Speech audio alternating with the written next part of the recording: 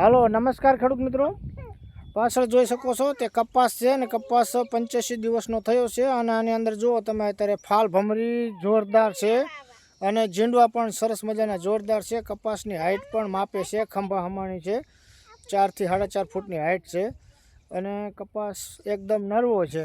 હવે આની અંદર શું સારવાર કરી હતી, કેવી રીતે કરી હતી તે જણાવીશ. મેન વાત છે અત્યારે ખેડૂતોને મોટામાં મોટી પ્રોબ્લેમ રહે છે કે વધારે જ્યારે ફાલ આવવાનો સમય થાય ને ફાલ આવતો હોય ત્યારે ફાલ ખરી જાય છે પીળો પડીને. તેના માટે કઈ દવા છાંટવી, કયું ખાતર નાખવું, કેવી રીતે નાખવું તે પણ જણાવીશ.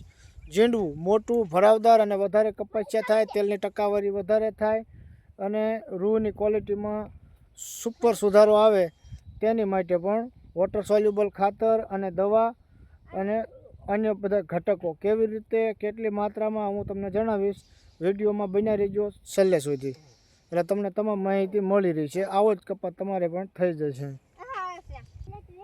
તો મિત્રો આ કપાસની અંદર જો ફાલ આવવાનું કેટલું સરસ મજાનો ફાલ આવી ગયો છે અને ઝીંડવું પણ જોરદાર થઈ ગયા છે. પાન છે એટલે નહીં દેખાય.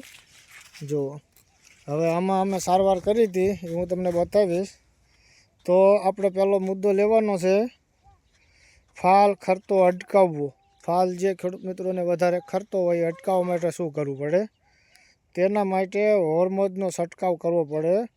ફાલ આવવાની શરૂઆત થાય ત્યારે પેનોફિલિક્સ એફ્લિનેફ્ટેલિટ જે કેમિકલ કન્ટેન્ટ છે, કેમિકલ હું તમને જણાવું. Acetic acid NaA, acetic acid NaA 4 મિલી પ્રતિ 15 લીટર પાણીમાં ભેળવીને છાંટવું. આનાથી ફાલ ખરતો અટકશે. રિઝલ્ટ તમને આમાં જોરદાર મળશે. ફાલ ખરતો અટકાવવા માટે કેમિકલ કન્ટેન્ટ દવાનું નામ છે એસેટિક એસિડ NaA 4 મિલી પ્રતિ 15 લીટર પાણીમાં. ત્યારબાદ બોરોન. ફાલ બેસવાના સમયે 15 લીટર પાણીમાં 25 ગ્રામ સોલ્યુબલ બોરોન 20%. બોરોન 20% છાંટવાથી ફૂલ ભમરી મજબૂત થાય છે અને ફળદ્રુપતા વધે છે. એટલે ફાલ રહ્યો એ મજબૂત થશે અને ફાલમાં ફૂગનાશક ઓછું આવશે અને ફાલને પૂરો પોષક તત્વ મળી રહેશે. બોરોન 20% છાંટવાનું, 25 ગ્રામ એક પંપમાં 15 લીટરના. અને પોટાશયુક્ત ખાતર કોઈ પણ કંપનીનું લેવાનું, સારી કંપનીનું. ઝીંડવાના વિકાસ માટે પોટાશ કે સૌથી મહત્ત્વનું છે. ઝીંડવા બેસવાની અવસ્થાએ જ્યારે ઝીંડવા બનવાનું ચાલુ થાય ત્યારે 0.050 પોટેશિયમ સલ્ફેટ 10 ગ્રામ પ્રતિ 15 લીટર પાણીમાં છંટકાવ કરવાનો છે. 0.050 પોટેશિયમ સલ્ફેટ 100 ગ્રામ પ્રતિ 15 લીટર પાણીમાં છંટકાવ કરવાનો છે. 100 ગ્રામ છે એક પંપે માપ પોટેશિયમ સલ્ફેટ.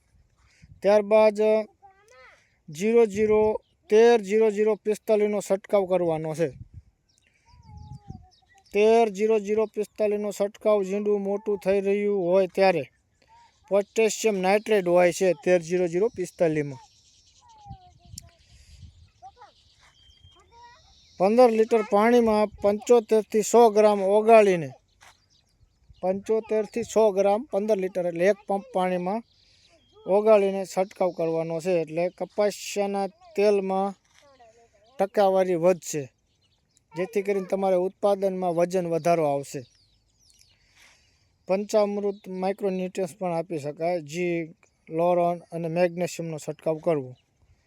ખાસ કરીને ભેજવાળા વાતાવરણ હોય પૂરતું હોય ત્યારે અગત્યનો આ છંટકાવ કરવો.